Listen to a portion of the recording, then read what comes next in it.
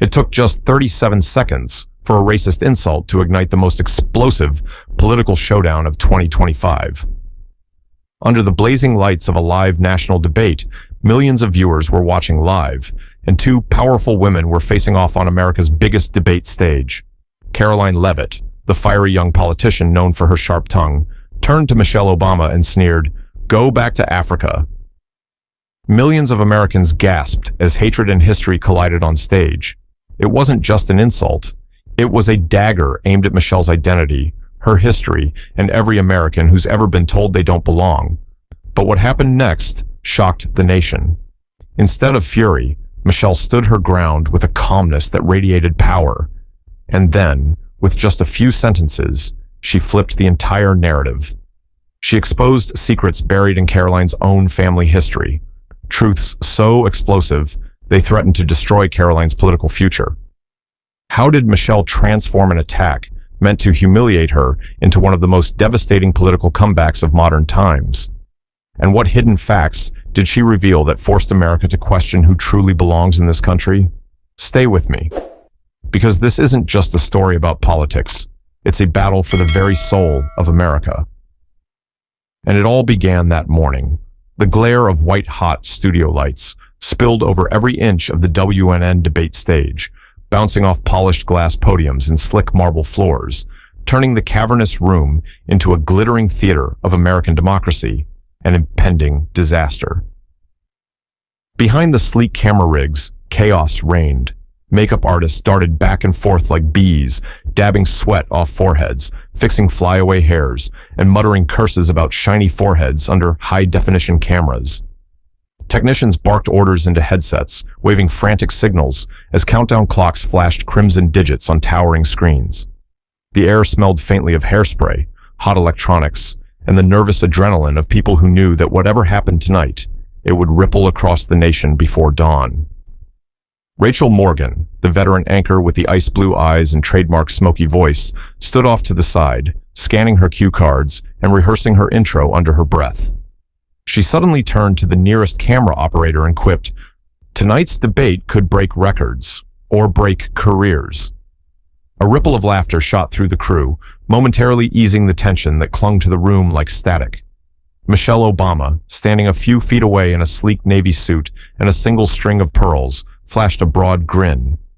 "Nothing like bright lights to show who's sweating," she said, and playfully pretended to check her underarms, sending another wave of chuckles rolling through the room. Even the grip balancing the boom mic let out a snort, quickly muffled into his sleeve. Yet for all the laughter, a crackling electricity pulsed beneath every gesture and glance. Because everyone in that studio knew this wasn't just another political event, it was a battlefield. And the soldiers were two women who, by sunrise, could either emerge as icons or suffer the public crucifixion that modern politics demanded. Rachel's voice dropped into a lower register as the seconds ticked closer to live broadcast. "Millions are watching tonight," she murmured, almost as if speaking to herself. Karoline Leavitt stood across the stage, her posture stiff as steel, blonde hair sculpted into flawless waves that glowed like spun gold beneath the lights.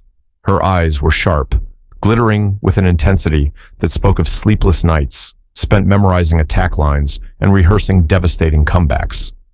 She exuded a youthful ferocity that could either charm voters or send them recoiling in horror. Her lips twitched as though she were about to spit fire at the very first opportunity.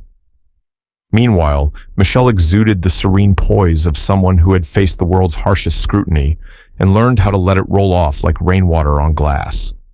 She took measured breaths, her gaze moving calmly across the audience seating and cameras, as though reminding herself that no matter how sharp the knives thrown her way, she had faced worse and survived. And yet, if anyone looked closely enough, they might have seen the faint tension in the set of her jaw, a subtle hint that she sensed the storm gathering on the horizon. Because lurking beneath the humor, the makeup brushes, and the gentle pre-show banter was a truth everyone in that room felt, but dared not speak aloud. Tonight wasn't just about policies or platforms or votes. Tonight was about identity, about belonging, about who gets to call themselves American and who doesn't. And while the cameras hadn't even started rolling, the question hanging in the air was clear.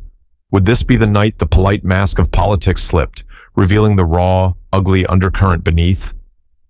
The countdown clock blinked, 000010. Rachel raised her microphone, her eyes locking onto the camera lens as though she could see the millions of viewers waiting on the other side. She inhaled deeply, preparing to guide the country into a debate destined to become a defining moment. The hush that fell over the studio felt almost sacred, as if the entire nation were holding its breath in the dark, waiting for the first spark that would set everything ablaze.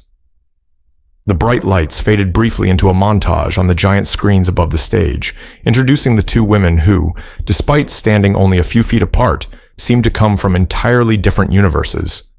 Images of Karoline Leavitt flickered across the monitors, her smiling in crisp blazers, waving at crowds, gripping microphones mid-speech, her eyes always blazing with that fierce, almost mischievous glint.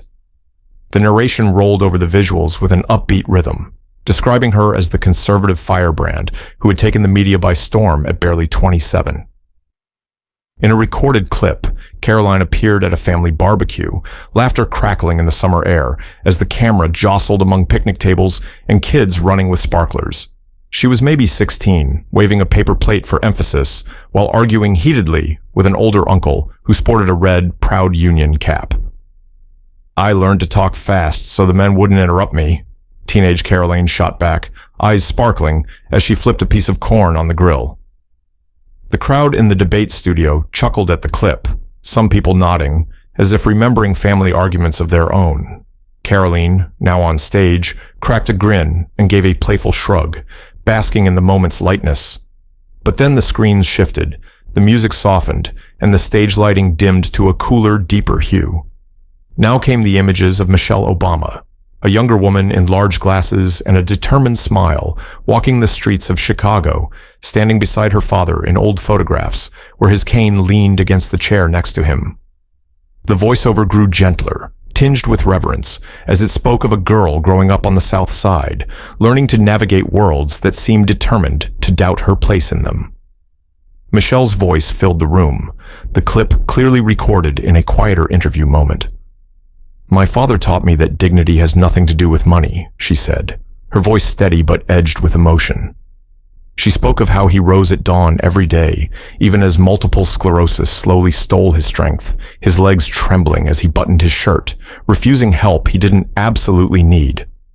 Young Michelle would watch him grit his teeth and keep moving forward, teaching her that even in hardship, there was pride, and in pride, there was survival. The screen lingered on a photo of her father, smiling despite a hollow-eyed weariness, and a hush fell over the studio.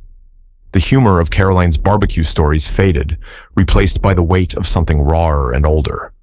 A story etched into the American experience, about battles fought not in debate halls, but in hospital rooms, on silent mornings, in quiet sacrifices that left invisible scars. Karoline looked across the stage, her earlier grin slipping just a fraction, as if sensing that Michelle's narrative was not merely biography, but a shield forged in fire. Meanwhile, Michelle kept her gaze level, chin lifted, as though daring the audience, and perhaps Karoline, to truly see the woman behind the public persona. Because if the first chapter of this night was glitter, this was the first hint of the storm coming fast behind it. As the studio lights brightened again, Rachel Morgan stepped forward with the confident poise of a woman who'd moderated more political brawls than she could count. She flashed a camera-ready smile and announced, "All right, ladies, let's talk policy before we set the world on fire." The audience laughed, eager for the promised fireworks. Karoline seized the moment like a cat pouncing on a mouse. "Michelle, with all due respect, we've had enough of your party's woke policies, trying to tell everyday Americans how to think, how to talk, and how to feel guilty about loving their own country." Her words rolled off her tongue, sharp and polished, and some in the audience laughed and clapped, as though at a well-delivered stand-up routine. Michelle's lips curved into a knowing smile, and she raised an eyebrow. "Funny. I don't remember feeling particularly woke when I was working double shifts in law school or trying to get healthy food into schools without bankrupting anyone." The crowd broke into a ripple of laughter, delighted by Michelle's dry humor. Karoline crossed her arms and leaned into her microphone. "Oh, come on, Michelle. You talk about unity, but the only thing your policies unite people around is confusion." Michelle tilted her head slightly, feigning confusion.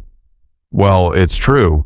I'm often confused why people think basic human decency is controversial." The audience roared, and Rachel Morgan stepped in quickly, waving her hand like a traffic cop.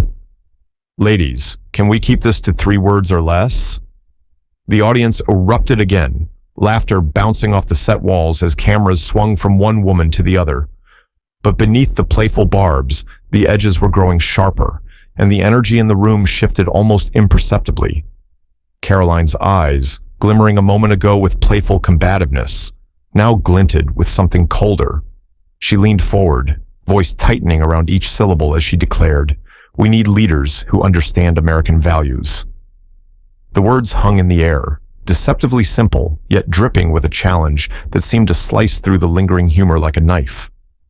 Michelle's smile held firm, but the sparkle in her eyes dimmed just slightly, her shoulders drawing back as though preparing for a blow. Her fingers tapped lightly on her podium, an almost invisible rhythm of patience and warning. The laughter faded into an uneasy hush, as if everyone sensed that the gloves were about to come off. The sparkle and showbiz gloss of the debate stage began to peel away, revealing a sharper, darker undertone waiting in the wings. And as Rachel Morgan glanced between the two women, her earlier good humor replaced by a flicker of anxiety, it became clear that this was no longer a friendly match of clever comebacks. A deeper battle had just begun, and the stakes were about to explode into the open. A few moments of laughter lingered like fading echoes as Rachel Morgan took a breath, trying to recapture the lighter mood that had momentarily united the room. She fanned herself with her cue cards and joked, "I don't know about all of you, but I'm suddenly remembering why I gave up caffeine before moderating debates." The audience chuckled, a welcome relief from the creeping tension that seemed to tighten like piano wire across the stage. Michelle flashed a grin, leaning slightly toward the audience, and deadpanned, "I could use a snack." A ripple of genuine laughter rolled through the rows of spectators, some people clapping lightly, grateful for a moment that felt human, ordinary, safe. Even a cameraman behind the lens let out a soft laugh, quickly stifled as he adjusted his focus. But as the chuckles died down, a hush tiptoed back into the studio, fragile and uncertain, like glass waiting to shatter. Karoline's expression had shifted while no one was looking. Her earlier grin had drained away, replaced by a tight, almost trembling rigidity around her jaw. She gripped the sides of her podium so hard, her knuckles blanched white. Michelle was still smiling, but her eyes were watching Karoline with the sharp, quiet vigilance of someone who sensed an ambush forming in the shadows. Rachel seemed poised to steer the conversation back to policy, scanning her cards for the next question, and then, without warning, Karoline's voice sliced through the stillness.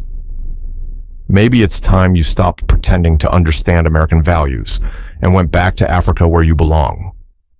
For a heartbeat, the words seemed suspended in the air, as though the world itself had stopped spinning, giving everyone time to process the enormity of what they just heard. A collective gasp tore through the studio, sharp and involuntary, as if hundreds of people had all been punched in the chest at once. The faint buzz of stage lights seemed suddenly deafening. Rachel Morgan froze mid-motion, eyes wide, mouth slightly open, as though she'd just forgotten how to speak. Somewhere in the audience, a woman clasped her hands over her mouth, while a man in the third row whispered, "Oh my God," though it was loud enough for a microphone to catch. Michelle didn't move.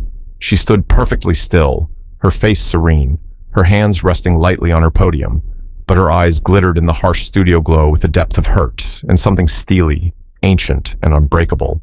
The silence was suffocating, a heavy, unbearable thing pressing down on every person in the room. It was as though the air itself had been sucked out, leaving only the weight of Karoline's words hanging there, poisonous and raw. In that breathless pause, America itself seemed to be watching, waiting to see what would come next, and whether this moment would be just another headline or a turning point written into the country's history forever. For a few impossible seconds, the studio felt like it existed outside of time, suspended in a stunned hush so profound that even the blinking red lights of the cameras seemed to dim. Somewhere near the edge of the stage, a cameraman's hands trembled as he tried to steady his rig, but the weight of silence threw him off balance and his headset slipped off, clattering onto the polished floor with a sharp crack that made several people jump. Rachel Morgan, who had always been the picture of composure under pressure, pressed her hand to her earpiece and whispered off mic, "Oh my God," her voice ragged with disbelief. The sound was faint, but a nearby mic caught it, sending a tiny shiver through the control room, where producers stared wide-eyed at monitors, frozen between instinct to cut to commercial and the knowledge that history was unfolding in front of them. A thin, nervous laugh rippled through a corner of the audience, as though someone, desperate for relief, had tried to laugh the moment away, but it died as quickly as it began, swallowed by the oppressive silence pressing down from the rafters. It was the kind of laugh that didn't belong there, brittle and misplaced, leaving an echo of embarrassment hanging in the air. The people who had moments earlier been giggling at Michelle's snack joke were now staring at the stage as though witnessing a car crash they couldn't look away from. A man in the second row shifted uncomfortably, clearing his throat, and glanced at his wife, who sat rigid, eyes wide and wet. Michelle stood motionless at her podium, her posture as regal as marble, as though she'd rooted herself into the floor to keep from shattering. Her serene expression didn't crack, though 1,000 storms seemed to swirl behind her dark eyes. A single camera zoomed in tight on her face, capturing every flicker of her lashes, every small breath that trembled across her lips. The crowd collectively leaned forward, drawn toward the impossible composure radiating from her even as Karoline's hateful words still echoed like gunshots in their ears. It felt like the entire nation was staring into Michelle's eyes, waiting, hoping, dreading what might come next. And in that endless moment, her voice finally broke through the stillness, low but firm, each word landing with the force of a hammer. It wasn't just an insult, it was a dagger. Her tone held no trace of rage, only a bone-deep sorrow mixed with a resolve forged from battles far older than this stage. The line reverberated through the studio, sinking into the bones of everyone listening, leaving behind a silence somehow even heavier than before, thick with history, pain, and the quiet certainty that this night had just changed forever. A gentle cough from somewhere in the studio broke the silence, and Rachel Morgan, still pale but professional, gestured toward Michelle as though offering her the floor. Michelle inhaled slowly, then let out a faint laugh that sounded almost like a release of tension. "You know," she began, her voice carrying that familiar warmth that millions of Americans recognized, "back at Princeton, I used to get into debates that made this one look like small potatoes." The audience chuckled, the sound hesitant at first, then growing as people leaned in, grateful for the chance to breathe again. Michelle raised her eyebrows and mimicked a prim voice.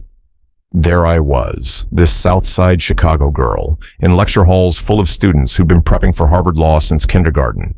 Half the time I'd start my argument and someone would jump in with Latin. I'd be like, "Okay, I don't speak Latin, but I do speak truth." The laughter rolled gently through the studio, easing the sharp edges left behind by Karoline's slur. Even Rachel managed a small grin, nodding as though she too had sat in rooms where she felt out of place. Michelle tilted her head, a half smile lingering as she gazed across the audience. "My mama always said, if you can't win the debate, at least leave them too confused to respond." A few people clapped, the warmth of the moment reminding everyone that despite the storm, this woman standing before them was still the same Michelle who'd once danced on late-night talk shows and planted vegetable gardens on the White House lawn. But then her voice softened, the smile fading like sunlight slipping behind a cloud, and a hush descended once more as the emotional current shifted. Michelle's eyes grew distant, as though she were peering back through decades into rooms crowded with ghosts and memories. "My great-grandparents were sharecroppers," she said quietly. "They worked land they would never own, picking cotton under a sun so hot it burned blisters onto their skin. They were Americans, even if nobody bothered to write their names into history books." Her words fell into the studio like stones dropped into deep water, sending ripples of silent awe outward through the crowd. She paused as though steadying herself, then continued, her voice gaining strength. My father, Fraser Robinson, was the hardest working man I've ever known. Multiple sclerosis tried to steal his body piece by piece, but he never let it steal his pride. He'd pull himself up every morning, get to work, come home exhausted, and still manage to smile for his kids. He taught me that dignity doesn't come from money or titles. It comes from standing tall when life tries to knock you down.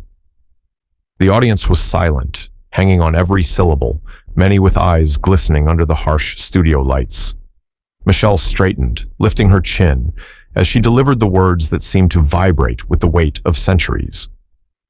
We're Americans, not because someone decided we belonged, but because we built this country. Her gaze swept across the room, locking eyes with Karoline for a fleeting second, then shifting to the cameras as though addressing millions watching from living rooms, hospital beds, and quiet kitchens across the country. In that instant, the studio felt smaller, as if drawn into the intimate gravity of one woman's truth. And it was clear to everyone that Michelle Obama wasn't just defending herself, she was speaking for generations who'd sacrificed everything to claim their place in America.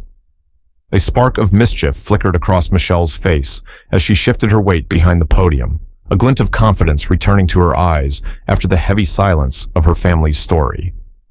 She tilted her head slightly, a playful smile curling at the corners of her lips. You know, she said, letting her voice drop into a conspiratorial tone that drew the audience closer. Lawyers come prepared. A soft wave of laughter rippled through the studio, the tension loosening for a precious moment. Michelle reached down beside her podium, and with the practiced smoothness of someone presenting evidence in court, lifted a slim, glossy folder into view. The overhead lights flashed across the polished cover as she held it up for the cameras. A few audience members let out small, surprised sounds, as though they'd forgotten this wasn't just a personal testimony, it was also a battle of facts. Michelle tapped the folder gently against the edge of the podium, giving the audience a look that was equal parts amused and deadly serious. I did my homework, she continued, her voice cool but laced with unmistakable steel. Because it's funny. Sometimes the people who yell the loudest about who belongs in this country forget to check their own family tree. A ripple of laughter moved through the audience again, though this time it was tinged with something sharper, an eager curiosity brimming beneath the humor. Rachel Morgan leaned forward slightly, eyes locked on Michelle as though bracing for the next revelation. Then Michelle flipped open the folder and withdrew several neatly printed pages, each one bristling with color-coded tabs and highlighted lines. She held them high, the papers trembling just a little in her fingers. Whether from adrenaline or righteous fury, it was impossible to say. Her voice grew firmer, echoing off the sleek walls of the studio as she announced, Karoline, you've spent the whole night talking about who understands American values and who doesn't. But the truth is, your own ancestors were immigrants. They came here from Canada. A collective gasp burst from the audience like a cork popping from a bottle. Heads turned sharply toward Karoline, whose face had blanched as though someone had drained the blood from her veins. She opened her mouth as if to protest, but no words came out. Michelle, unfazed, continued with the same precise calm of a seasoned litigator delivering a closing argument. And here's the part I love most, she said, pausing for dramatic effect as she rustled the papers. Your great-grandfather didn't just wander across the border. His immigration petition was sponsored by a black entrepreneur from Chicago, a man who made his fortune in the textile industry and believed in giving others a chance at the American dream. The audience erupted into a chorus of murmurs, gasps, and a few scattered exclamations of, "No way!" and "Are you serious?" Even Rachel Morgan blinked rapidly, one hand half covering her mouth, as though she couldn't decide whether to laugh or gape in astonishment. Karoline stood frozen, her eyes darting nervously around the studio as though seeking an escape route that simply didn't exist. Michelle lowered the papers slowly, locking eyes with Karoline for a brief, searing moment before letting her gaze drift back to the cameras. So, the next time someone tells me to go back where I came from, she said, her voice ringing clear and proud, I might just ask them to look a little closer at where they came from, too. The audience erupted into applause, some people leaping to their feet, while others sat in stunned silence, shaking their heads as they tried to process the staggering reversal they'd just witnessed. It was clear to everyone in that studio, and to millions watching at home, that the tables had not only turned, they'd been flipped completely upside down. As the echoes of gasps and murmurs gradually faded, Michelle took a single step closer to her podium, lifting her chin and letting the slightest mischievous grin return to her lips. She gave the audience a look that said she was about to drop one more truth bomb, but this one with just enough humor to keep it light. "Funny," she said, pausing so the room leaned in, "how immigrants are always the problem, until your family needs them." A burst of laughter rose from the audience, rolling over the rows of seats like a welcome wave, washing away lingering discomfort. Even Rachel Morgan, still looking half stunned, gave a sharp bark of laughter, clutching her cue cards to her chest. A few people in the crowd clapped and whistled, eager to show their delight at seeing Michelle regain the room with humor as her weapon. Michelle waited for the noise to settle, the sparkle in her eyes softening into something far more solemn, as she placed both hands firmly on the edge of the podium. The gentle amusement vanished from her face like a curtain dropping, leaving behind an expression carved from steel and compassion in equal measure. She drew a slow breath, her voice dropping into a register so deep and steady that the entire studio seemed to grow still, as though the lights themselves were holding their glow for her alone. "But let me tell you something," she said, and her words were so sharp and clear that it felt as if they were slicing through every lingering shadow in the room. "Real Americans don't judge people by their skin color, but by their character, their courage, and what they give back." The words fell into the hush like stones into water, sending invisible ripples across the crowd, across the cameras, and into living rooms all over America. Michelle's posture straightened, her shoulders square, her eyes blazing with a fire that was fierce but heartbreakingly human.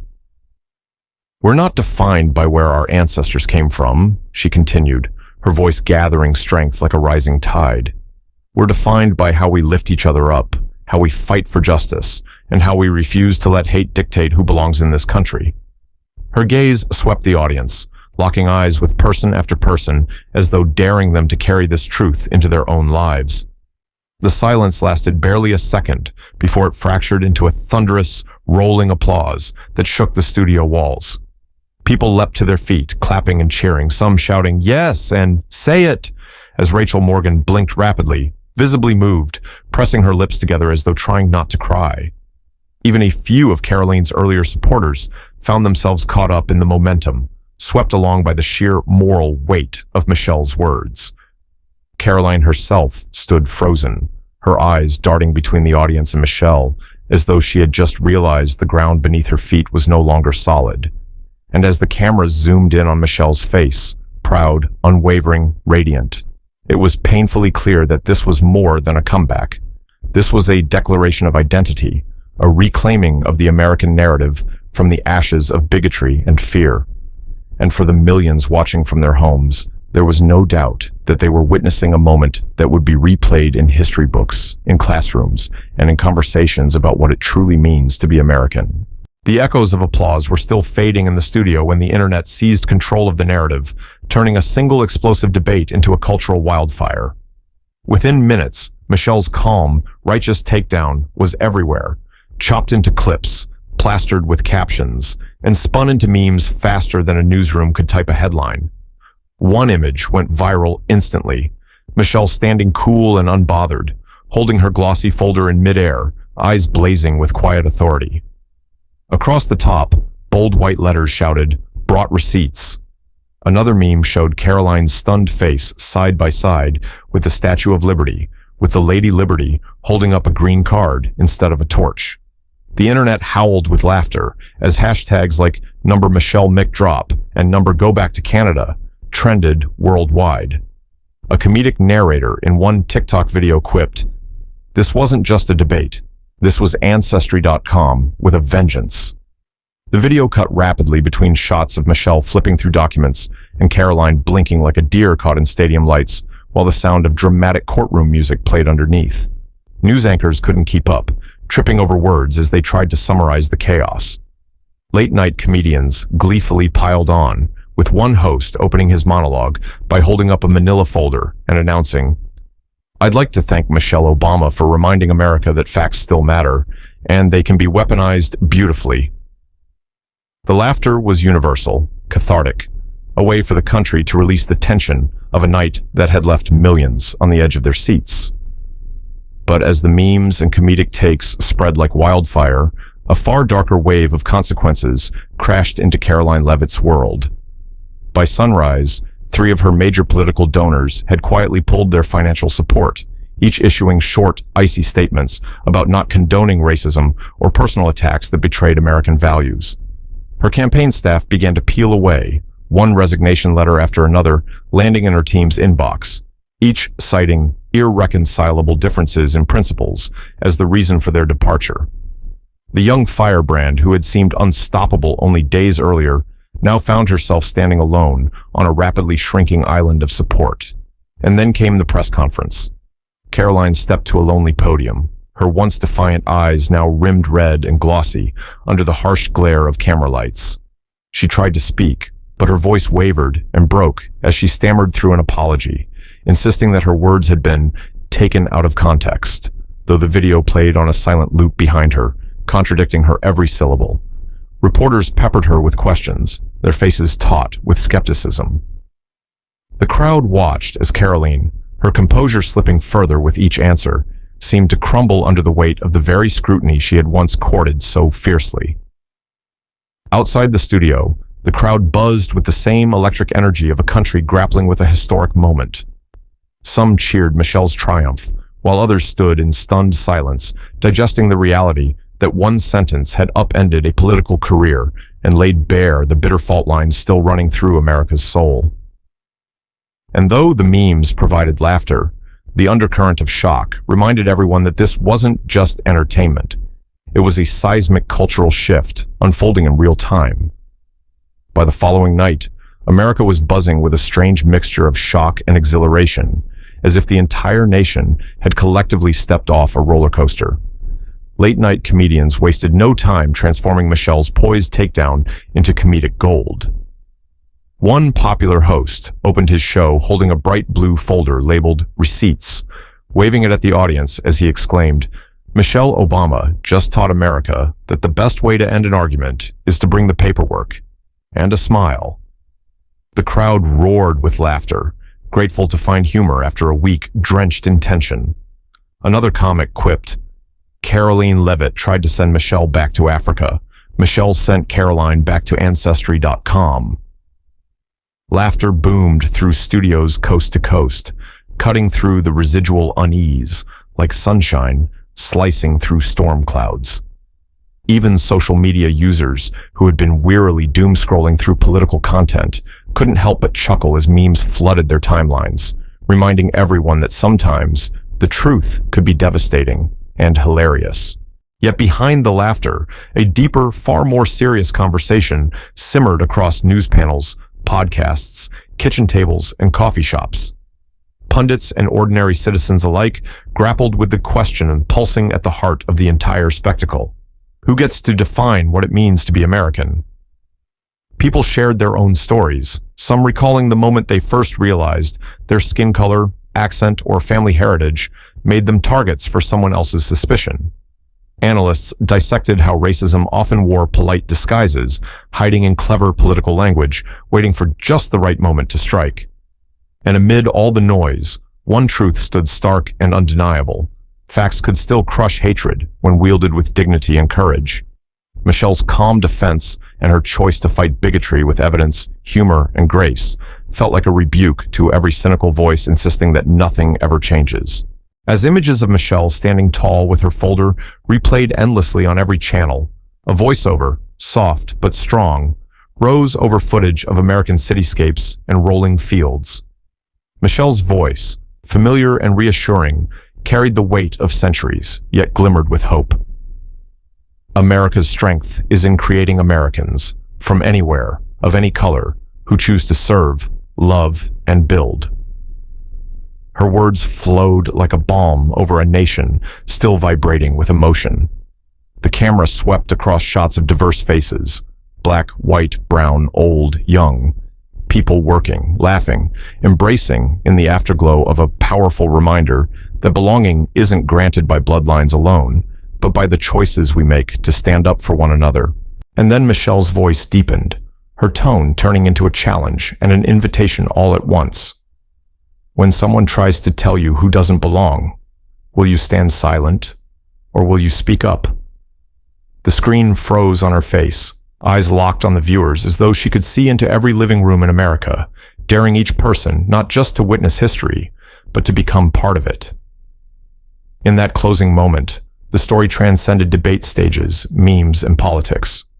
It became a question echoing inside every listener's chest, asking not just who belongs in America, but who each of us will choose to be. Michelle didn't just win a debate. She reminded America that our greatest strength isn't just in who we've been, but in who we choose to become. The lights in the studio eventually dimmed, the cameras powered down, and the echoes of applause faded into silence. Yet the words she spoke continued to ripple outward like circles on water, carried by headlines, memes, conversations, and the quiet reflections of millions who'd watched history unfold. She proved that even in the face of hatred, dignity can shine brighter than any insult.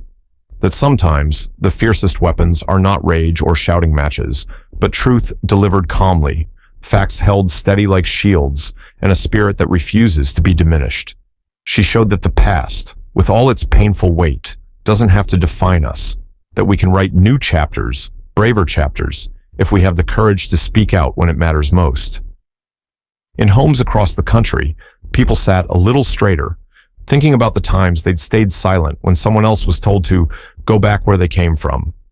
They remembered the names of ancestors who'd crossed oceans with nothing but hope, or grandparents who'd fought wars under an American flag, or parents who'd labored invisible jobs so their children could stand taller. And they realized that belonging is not a gift bestowed by gatekeepers, but a right earned through character, sacrifice, and love of country. Michelle's words became a mirror, forcing America to look at itself honestly, and a map pointing toward a future where fewer people would have to explain why they deserve to be here. And perhaps most importantly, she left everyone with a simple but searing question. When someone tries to tell you who doesn't belong, will you stand silent or will you speak up? Because in the end, that is the truest measure of who we are, and the nation we still have the power to become. The characters Michelle Obama and Karoline Leavitt, as portrayed in this story, are entirely fictionalized and do not represent real people or real events. This work is a creative narrative intended for storytelling and entertainment purposes only. If you enjoyed this story and want to hear more powerful tales of courage, justice, and the fight for what's right, don't forget to subscribe to my channel. Your support helps me keep creating stories that inspire and provoke thought. Thank you for watching.